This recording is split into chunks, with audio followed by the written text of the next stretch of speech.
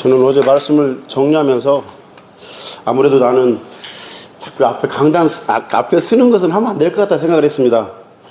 왜냐하면 대부분 다 이렇게 뭐 타이핑 치고 뭐 컴퓨터로 하고 막 해오는데 저는 지금까지도 이렇게 이걸 다 글씨를 쓰다 보니까 너무 힘들어가지고 이게 못 쓰겠는 거예요. 아파가지고. 그래서 야, 이거 1시간, 2시간짜리 하면은 이걸 다 써서 제가 하나하나 다 해야 되는데 쓰기에는 너무 힘들 것 같다 생각이 들어서 앞에 설교하고 이런 거는 나는 안 맞는 것 같다 생각을 또 하고 있었고, 또 하나는 저는 듣는 자지 앞에서 말하고 막 이런 스타일은 아니거든요. 그래서 듣고 묵상하고 제 생활에 실천하고 이제 계속 그런 스타일인데, 앞에 나가서 목사님께서 이렇게 앞에 막 세우시고 그러는 것들이 굉장히 부담이 됩니다. 근데 어쨌든 순종하는 마음으로 제가 왔습니다.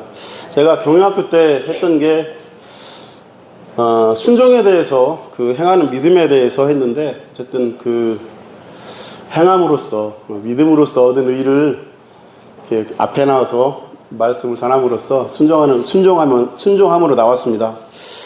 그 오늘 읽은 내용은 그 잘 아시는 그 날 때부터 소경되었던 자입니다. 근데 내용을 그 9장만 가지고 제가 설명을 그 설교를 같이 말씀을 나누실 텐데, 여기에서 제가 그 보고 싶었던 것은 그 소경의 그 용기와 소경의 그 믿음에 대해서 제가 사실 다른 데를 막 하려고 했었는데 이게 갑자기 눈에 계속 들어오고 계속 아른아른 거려가지고 다시 9장으로 내려왔던 것 같습니다. 그 소경이 결론적으로 먼저 말씀을 드리면, 날 때부터 소경이 지금 이 앞에 나와 있는데 쭉 준비하다 보니까 그 소경이 바로 나였구나라는 것을 생각을 했습니다. 그냥 이름도 없고 이름도 안 나오거든요. 그냥 날 때부터 소경이고 뭐 전에 소경되었던 이름이 거명되지 않거든요. 근데 이 사람은 그 뒤에 가서 보면 출교를 당합니다. 그 공회로부터 그 바리새인들이 쫓아내버려요. 근데 길가에 앉아서 구걸하고 또 생계를 위해서 구걸을 해야 되겠죠. 장성한 자라고 했으니까 부모님이 또 인정을 했기 때문에 생계를 위해서 눈이 보이지 않는 맹인으로서 소경으로서 구걸도 했고, 또 눈은 또 안 보이고, 그런 상황에서 그 예수님께서 길을 가다가 지나가면서 지금같이 제자들이 물어봅니다. 뭐 이 소경이 막 제 눈 좀 막 뜨게 해주세요 이런 거 한 것도 아니에요. 그냥 앉아서 분명히 구걸을 하고 있었을 겁니다. 근데 예수님과 제자들이 지나가다가 소경을 보고 제자들이 저 소경이 눈먼 이유가 부모님이 죄지어서 저렇게 된 겁니까? 아니면 저 소경이 죄 때문에 저렇게 된 겁니까? 라고 약간의 무시하는 듯한 그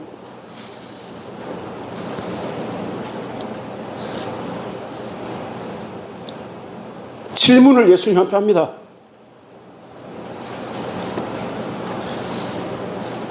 여러분이 만약에 그 소경이 되었다면 어떤 심정이었을까? 땅바닥에 앉아서 우리가 지나가지고 누가 지나가는지도 모르죠. 안 보이니까. 근데 지나가는 사람들이 자기를 욕하는 거죠. 저 사람이 왜 저렇게 소경이 됐습니까? 근데 예수님께서 하시는 말씀이 오늘 제목인데, 하나님이 하시는 일을 나타내고자 소경이 됐다라고 말씀을 하십니다. 아마 그 소경의 입장에서는 굉장히 놀랐을 것 같습니다. 진짜 하찮은 존재이고 땅바닥에 앉아서 그 구걸하는 그 심정을 여러분이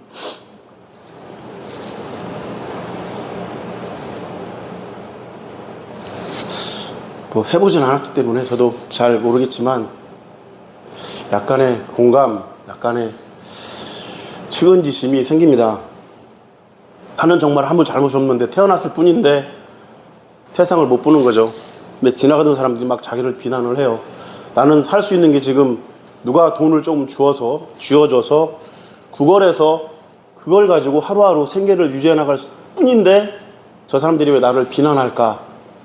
근데 그 순간에 예수님께서는 이 소경은 저 사람의 죄 때문도 아니고 그분의 부모의 죄 때문도 아니고 하나님께서 하시는 일을 나타내기 위해서 소경으로 태어났다라는 말을 그 소경은 들은 겁니다. 그게 엄청난 이 사람의 인생의 그 터닝 포인트였던 것 같습니다. 아마 근데 무슨 말인지는 모르겠지만 아마 굉장히 놀랐을 것 같아요. 그래서 예수님께서 이 소경을 치료해 줍니다. 침을 땅에다 뱉어서 뱉은 그 진흙을 이겨서 그 소경의 눈에 그 바르시고 실로암 못에 가서 씻으라고 합니다. 아마 소경의 입장에서는 하나님께서 하나님의 일을 나타내시기 위해서 자기를 사용하신다고 하셨는데 굉장한 기대가 있었을 것 같습니다.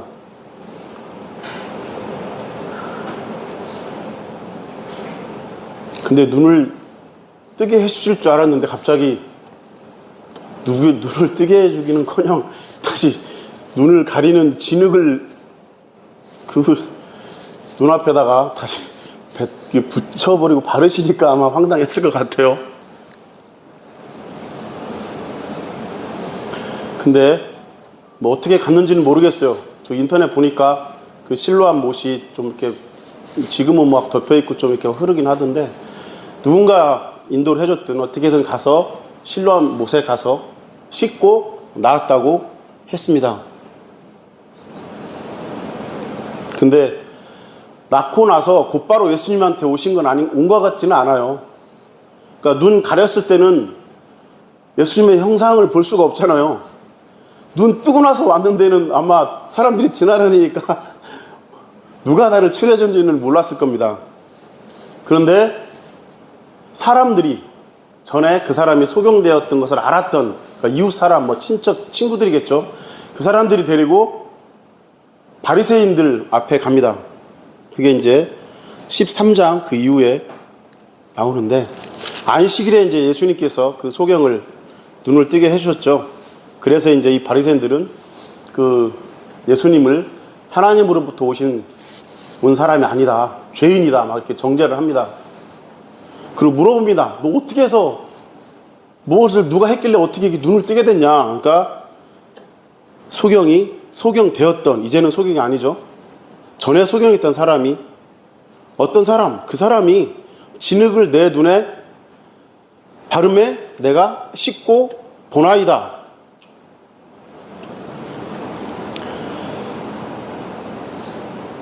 그렇게 설명을 이제 한 거죠. 그리고 나서 그 바리새인들이 소경한테 물어봅니다. 너는 그 사람을 누구라고 생각하느냐? 물어보니까 선지자입니다. 그리스도입니다. 라고 얘기를 합니다. 그러니까 그 유대인들, 바리새인들이 그 얘기를 또 더 못 믿고 부모를 또 불러옵니다. 그 소경되었던 자, 그 부모님을 불러서 이거 어떻게 된 거냐? 네 아들 맞느냐? 소경이었느냐? 원래. 그랬더니 내 아들 맞고 소경입니다. 소경이었습니다. 근데 어떻게 해서 저렇게 눈을 떴고 누가 그 눈을 뜨게 해줬고 이거는 모르겠습니다 라고 얘기를 합니다. 왜냐하면 그 눈을 뜨게 해주신 분이 예수님이라는 말을 차마 못 꺼낸 것 같아요. 왜냐하면 당연히 알았겠죠. 가장 기쁘게 그 부모님한테 달려가서 내 눈이 이렇게 지금 치료돼서 눈을 뜨게 됐어가지고 부모님한테 분명 다 모든 것을 얘기를 했을 겁니다. 왜냐하면 귀는 들렸으니까요.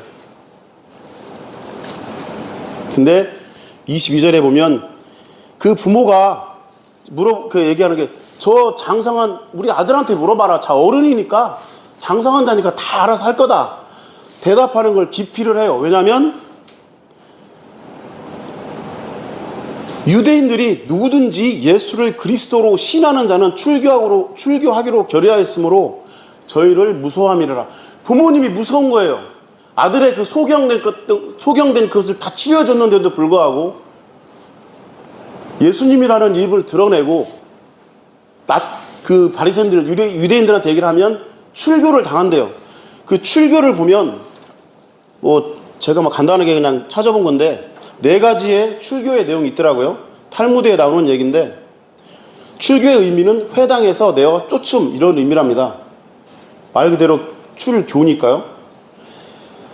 4가지 종류가 있는데 네 번째 보면 모든 사교적 그 교제에 참석하지 못하고 마치 문둥병에 걸린 사람처럼 외면당하고 그 사람이 출교당한 사람이 죽을 경우 가족들이 애곡도 못하고 장례식도 치를 수 없고 그냥 시체만 매장하도록 하는 그런 그 출교가 있고 그게 3번째 출교고 4번째 가장 무거운 것은 영구적 출교라고 그래서 아예 공동체로부터 그 완전 축출당하는 거라서 그 영구히 유대 사회로부터 매장되고 그냥 추방당하는 그런 출교를 의미한다고 합니다. 그게 두려워서 부모님은 그 아들의 그 나음에 대해서 유대인들 바리새인들한테 얘기를 못 합니다. 또 물어보죠. 바리새인이 야, 너 어떻게 된 거야? 누가 그랬어? 그러니까 이 소경이 다시 그 바리새인들한테 야, 아까 대답했는데 또 물어보면 너 왜 자꾸 또 물어보냐? 너도 제자가 되려고 나한테 자꾸 물어보는 거야? 이런 식으로 유대인들한테 부모님이 그 막 무서워서 떨었던 그 상대 사람들한테 너 그 사람 제자 되고 싶어서 그래? 또 뭐 듣고 싶어? 내가 분명히 아까 얘기했는데 예수님이 침 밭에서 흙 이겨가지고 붙여가지고 그 실로암 모자에 가서 씻어가지고 지금 나왔는데 또 왜 이 얘기를 또 얘기하라고 하니까 유대인들이 좀 창피했던 것 같아요. 계속 물어보니까 좀 3번째 물어본 거잖아요. 우리는 모세의 제자지 너는 그 사람의 제자 예수님의 제자고 우리는 모세의 제자야. 우리가 오라. 그런데 여기에서 그렇게 그 바리새인들이 얘기했지만 이 소경이 이야기를 합니다. 이상하다. 이 사람이 눈을 뜨게 하였을 때 당신들이 그가 어디서 왔는지 알지 못하도다. 결과적으로 이 사람이 하나님께로부터 오지 아니하였으면 아무 일도 나한테 할 수 없었을 것이다. 라고 그 유대인들한테 바리새인들한테 예수님은 바로 하나님으로부터 온 사람이다. 라고 그 바리새인들한테 이야기를 합니다. 가르치는 거죠. 그러니까 뒤에 마지막에 보면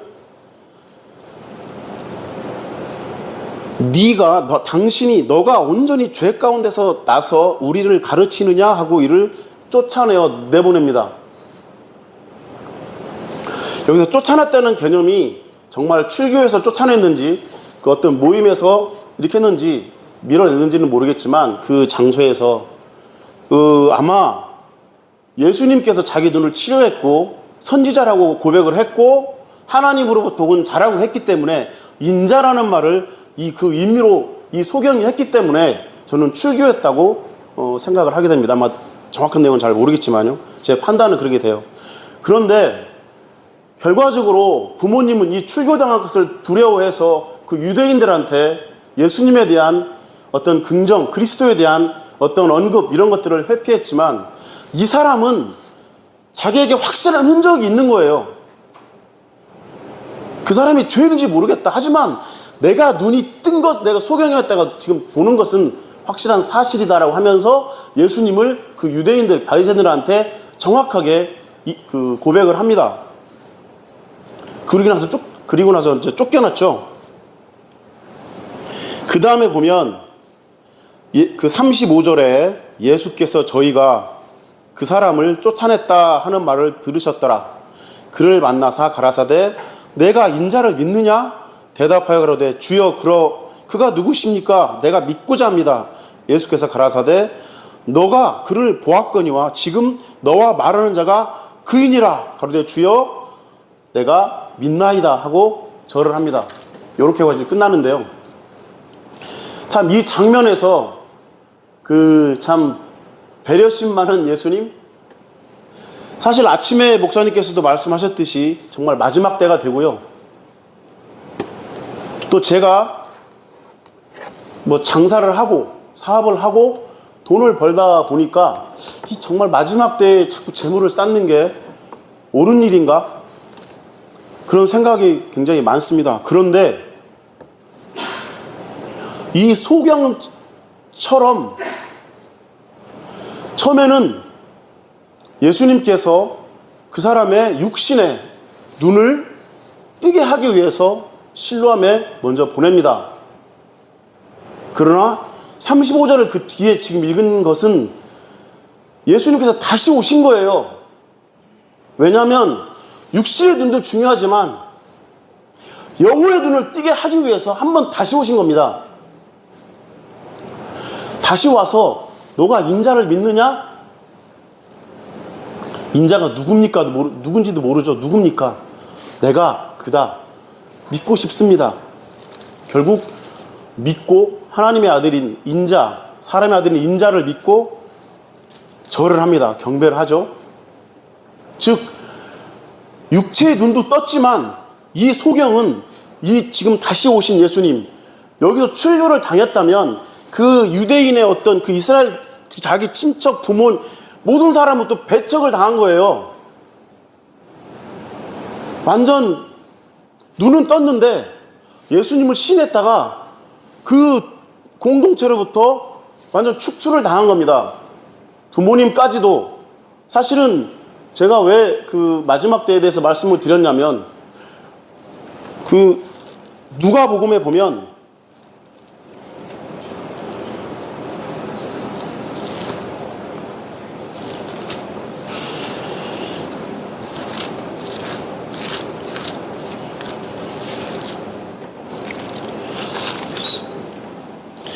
마지막 때에는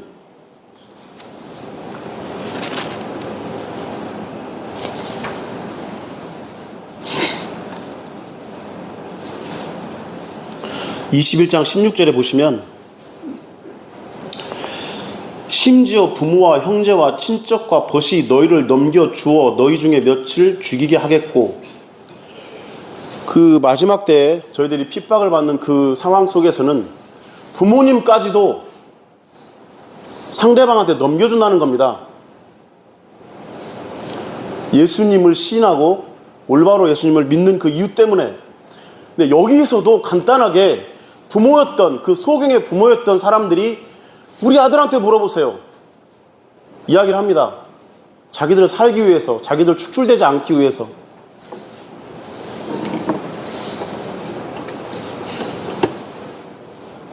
소경은 육체의 눈을 떴고 축출당했지만 그것을 아시는 그 상황을 알고 계셨던 예수님께서 쫓겨났다는 이야기를 듣고 다시 소경한테 와서, 소경되었던 사람한테 와서 다시 그 사람의 영의 눈을 뜨게 해주는 두 번째 만남을 갖게 됩니다.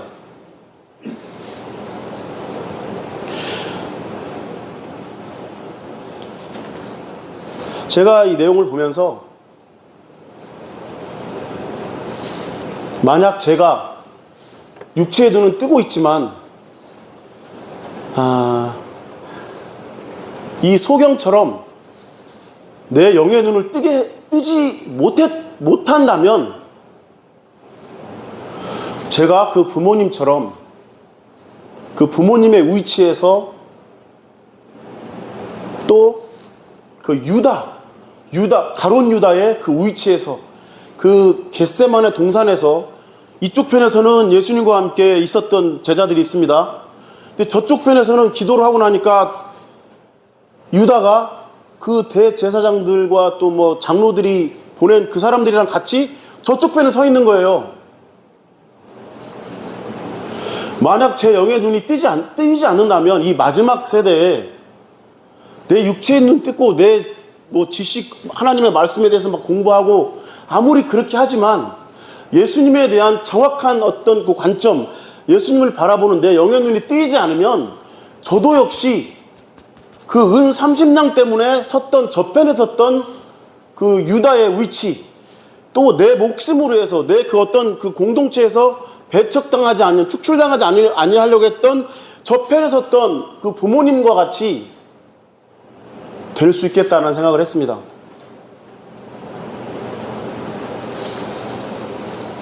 그러지 않기 위해선 이 소경처럼 소경되었던 사람처럼 정말 예수님을 만나야 된다. 사실 그 실로암이라는 게 제가 생각해 봤을 때는 제 개인적으로는 보내심을 받은 실로암의 실체는 예수님이시라고 생각합니다. 육체는 실로암에 갔지만 결과적 그 웅덩이가 있었겠죠. 그 웅덩이 실로암 연못은 있었지만 그 연못은 그림자였고 실체는 예수님이셨기 때문에 그 소경이었던 눈뜬 그 소경은 이 예수님한테 다시 한번 오셔야 되는데 소경이 온 게 아니라 예수님께서 다시 와서 그 소경에게 영의 눈을 뜨게 해주셨습니다.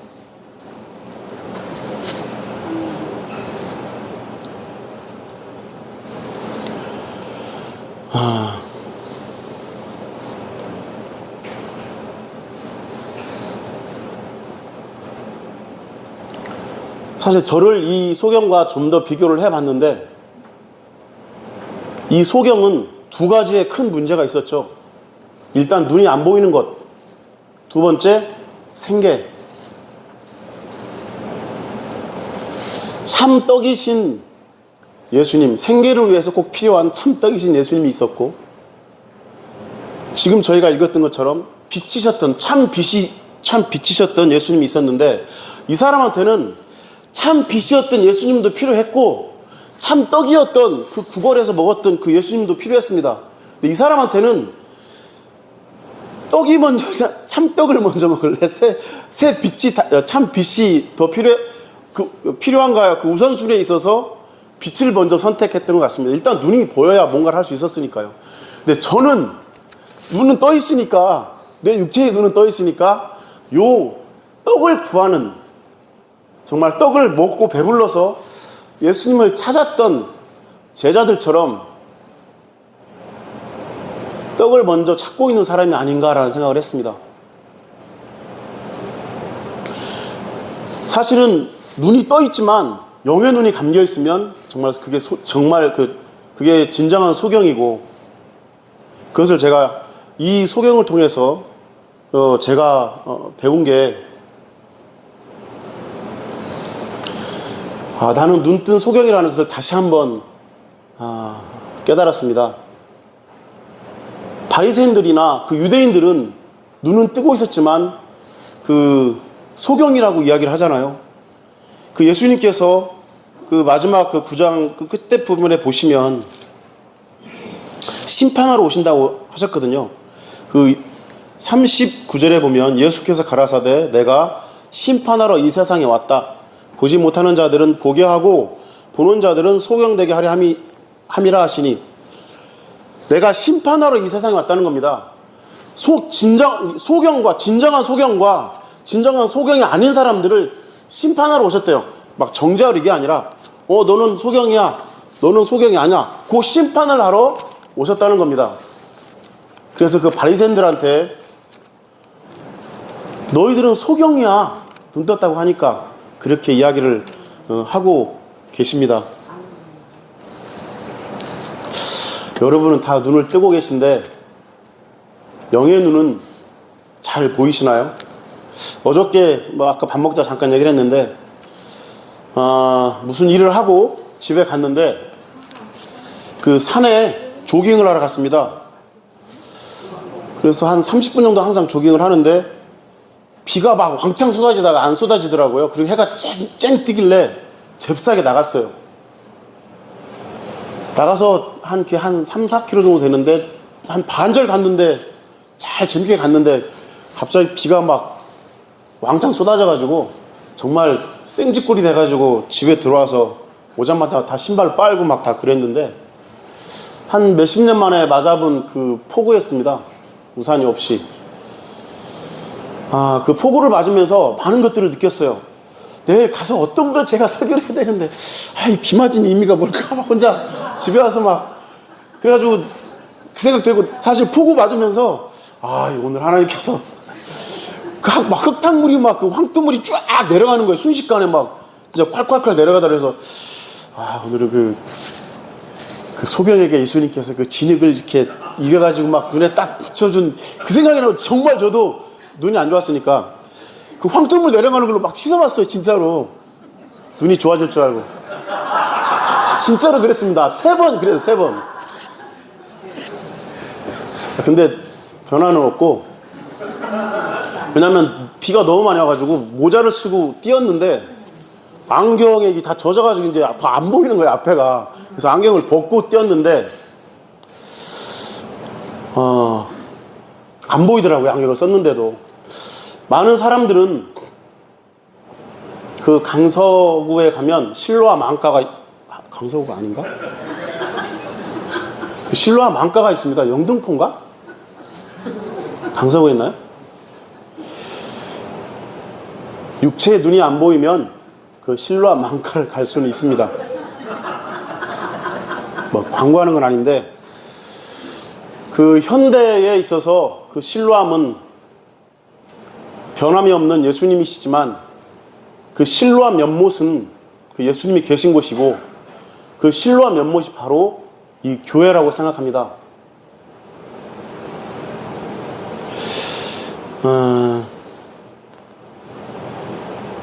많은 것들을 배우고 몇십 년 동안 하나님의 말씀을 접하고, 정말 몇십 년 동안 성경 말씀을 읽고 연구하고, 바리새인들은 얼마나 많이 알고 있겠어요. 하지만 그 참 빛이신 예수님을 만나지 않으면 우리의 영의 눈은 점점 감겨지고 자꾸 흐려지고 보이지 않게 되는 것 같습니다. 저의 경우를 봤을 때. 그래서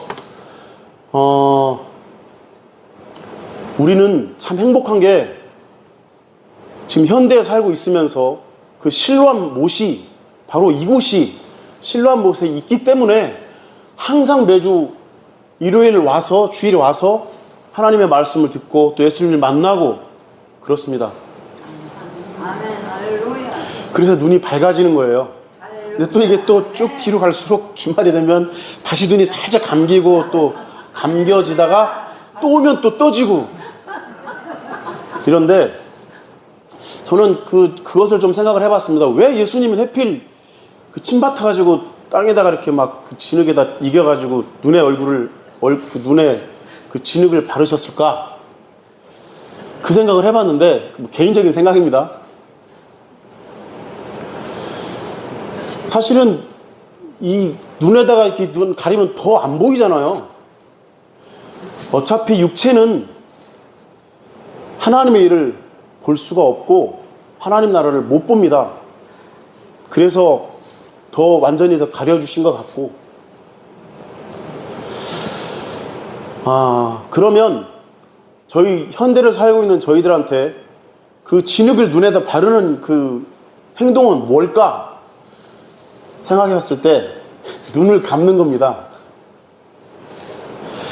세상에 대한 욕심, 세상을 바라보는 그 육체의 눈을 감는 그 행위, 그게 기도입니다. 뭐 눈 뜨고 하는 사람도 있고 뭐 외국에서는 그렇지만, 참 눈을 감고 하는 게 참 여러 가지 좋은 것 같아요. 차단하니까.